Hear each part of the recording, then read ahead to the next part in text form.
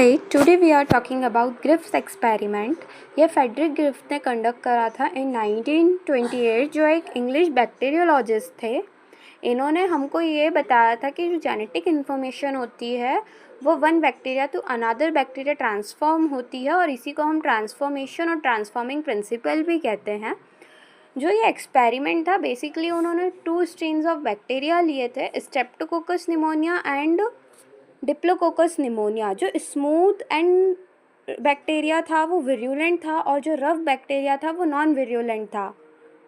तो अब इसके अंदर उन्होंने जो 2 स्ट्रेन लिए थे, एक तो ऐसे स्ट्रेन लिया जो हमने डायरेक्टली माउस में इंजेक्ट करा। अब वो क्योंकि विरुलेंट था तो उससे माउस मर गया। तो ये क्या हुआ था, ये तो हम सोच भी रहे थे कि अगर हम किसी के अंदर वायरस इंजेक्ट करेंगे तो ऑफकोर्स वो माउस नहीं बचेगा। फिर सेकेंड टाइम में उन्होंने क्या करा, आर स्ट्रेन लिया, और आर स्ट्रेन जब डाला जो कि वो नॉन वेरियोलेंट था, वो वायरस कॉज नहीं कर सकता था, तो माउस ज़िंदा रह गया।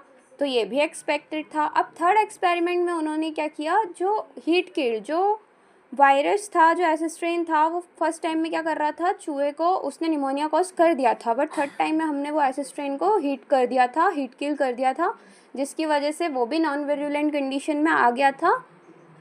तो उसको जब हमने इंजेक्ट करा तो माउस वापस से ज़िंदा हो रह गया, नहीं निमोनिया कॉज हुआ। पर फोर्थ टाइम में हमको कुछ सस्पेक्टेड मिला, क्योंकि जब हमने सब एक्सपेरिमेंट करे तो वो एज एक्सपेक्टेशन थे, बट फोर्थ टाइम में हमने क्या करा, जो S strain heat killed S strain था जो नॉन वेरियोलेंट था, बट हमने लाइव आर स्ट्रेन लिया, जिससे तो निमोनिया कॉज होता ही नहीं है।